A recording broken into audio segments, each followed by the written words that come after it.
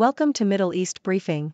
The content of the briefing includes former Colombian officer sentenced to life in prison over Haiti presidential assassination. Big oil bets big on extended life for fossil fuels. Hamas leaders surprised by U.S. going into battle. Why child star advocate Corey Feldman agreed to record Halloween song with Flavor Flav's 4-year-old son. I was just amazed at his energy and his talent. Labor's hard-won unity is fracturing over Gaza. Former Colombian officer sentenced to life in prison over Haiti presidential assassination. Yahoo! Retired Colombian army officer, German Alejandro Rivera Garcia, known as Colonel Mike, has been sentenced to life imprisonment after pleading guilty to leading a group of commandos in the assassination of President Jovenel Moïse of Haiti. Rivera Garcia was convicted in Miami federal court, but revealed that he hopes to receive less severe punishment as part of a cooperation deal with federal prosecutors. The Colombian soldier admitted that he met with co-conspirators in Haiti to discuss removing President Moïse by force, including a plot to assassinate him the following month. Rivera Garcia received instructions from a fellow Colombian in South Florida during a video call, who was an FBI informant, and was told that the president would be assassinated. Rivera Garcia then relayed this information to co-conspirators, including Haitian-American James Salages and another Haitian-American and a member of Rivera's Colombian commando group, Mario Antonio Palacios. This move from kidnapping the president to assassinating him at his home marked a strategic shift in the plan. Moïse was assassinated on July 7, 2021, by a group of ex-Colombian soldiers. Big oil bets big on extended life for fossil fuels. Financial Times. ExxonMobil is still on the lookout for deals after its recent $60 billion purchase of Pioneer, as it reported Q3 earnings of $9.1 billion, up from $7.9 billion in the previous 3 months. The company's earnings rose due to the oil price increase and increased refining activity, though it was slightly lower than expected due to weaker margins in its chemical business and reduced trading. Chevron also reported Q3 revenues of $6.5 billion, up from $6 billion in the previous 3 months. The firm recently announced a $53 billion deal to acquire U.S. producer Hess, the largest transaction in its history. Hamas leaders surprised by U.S. going into battle. Financial Times. Hamas has admitted that it did not expect such a strong response from the U.S. after its recent attack on Israel.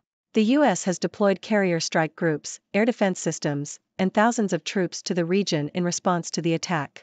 The fear is that the war between Israel and Hamas will escalate into a broader regional conflict that involves Iranian-backed armed groups. The U.S. military has already struck 2 facilities in eastern Syria that it identified as linked to Iran-backed militias. Iran supports Hamas, and Tehran arms proxy forces throughout the region. Why child star advocate Corey Feldman agreed to record Halloween song with Flavor Flav's 4-year-old son. I was just amazed at his energy and his talent. Yahoo! Corey Feldman has recorded a duet with 4-year-old viral singer JRD called Here Comes Halloween. Feldman, who became friends with JRD after meeting at one of his pool parties, said he was happy to help out the child star, but added, "I'm not really a big fan or supporter of kids in the industry, that's not really my thing." Feldman said JRD's mother was present during the recording to ensure the shoot was done responsibly. Labor's hard-won unity is fracturing over Gaza. Financial Times. Sir Keir Starmer, leader of the UK Labour Party, is facing a public test of leadership over his stance on the Israel-Palestine conflict.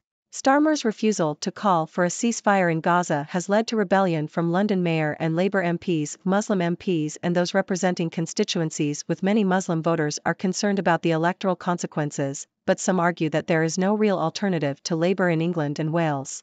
Starmer's support for Israel's right to defend itself is consistent with proportionality in the law of self-defense, but he has been criticized for his response to the conflict. Starmer must hold the line on Israel and face down opponents in his own party. Directors' deals, Genel chief elevates stake. Financial Times. Genel Energy shareholders are hoping that the company will find new cash-generative assets outside of the Kurdistan region, where the company has been impacted by a pipeline shutdown.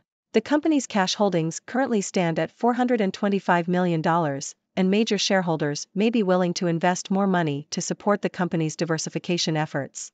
Hostage families message, pay whatever price to bring them home. Financial Times. The families of the more than 200 civilians and soldiers held by Hamas are forming a political group to try and secure their loved ones' release. Israel is currently at war and its leaders are focused on revenge and the possibility of an invasion that could endanger the hostages. The families of the hostages have been holding protests outside military headquarters in Tel Aviv and on Israel's streets under the slogan "Bring them back." They are also hosting Sabbath dinners with empty chairs for the missing and are praying at the Western Wall in Jerusalem. The families are trying to remind the world that their loved ones are more than just numbers and pictures on placards. They are trying to show that their loved ones are individuals with families, friends, and lives. The families are calling on the Israeli government to do whatever it takes to secure the release of the hostages. They believe that the families' demand should be kept in mind when making decisions and that their loved ones should be brought back home.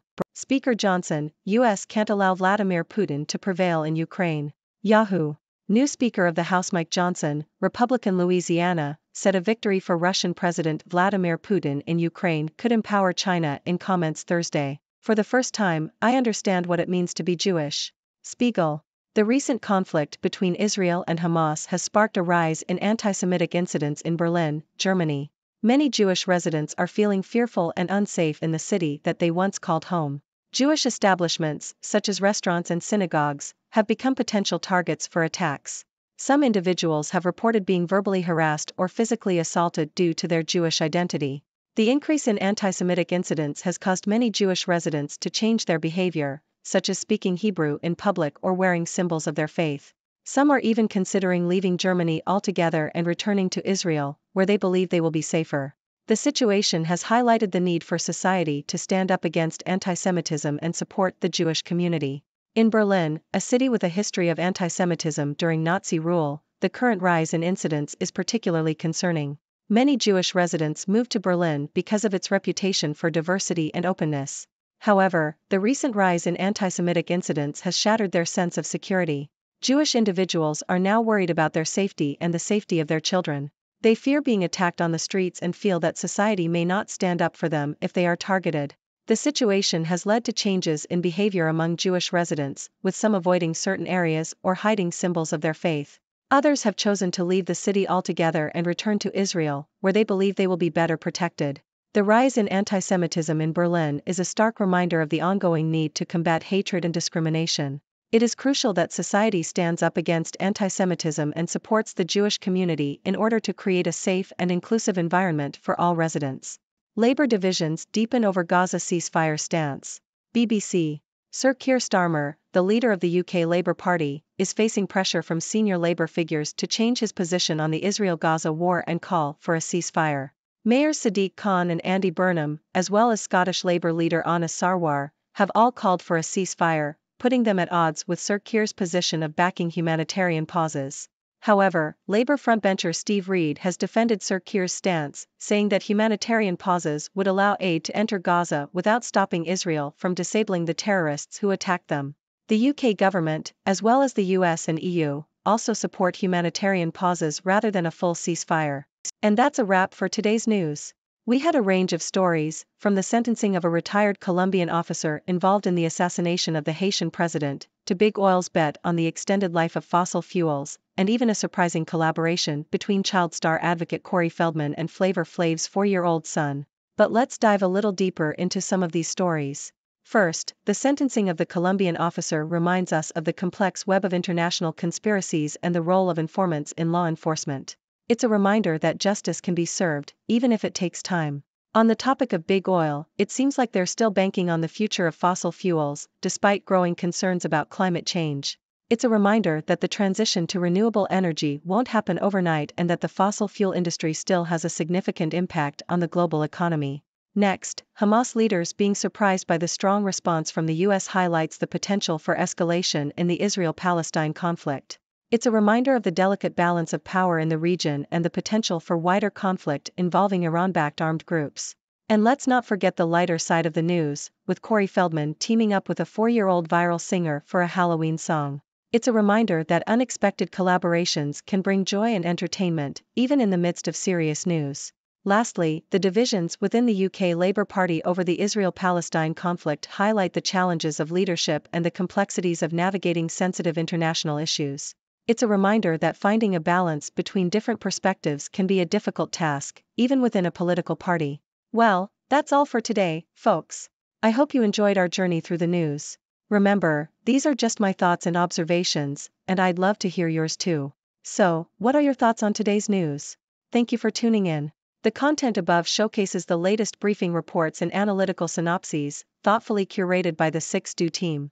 These insights stem from a wide array of reputable media outlets, think tanks, government sources, and specialized experts worldwide.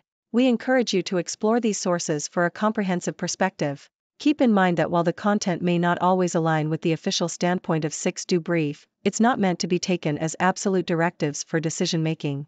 Comprising seasoned media professionals, learned scholars, and accomplished scientists, the 6Do team embodies a trailblazing, fully independent media entity. To customize 6Do Brief to meet your professional needs, you have the option to subscribe to a diverse array of briefings on our website, 6dobrief.com. Regardless of your location, you can conveniently receive 6Do Brief via email.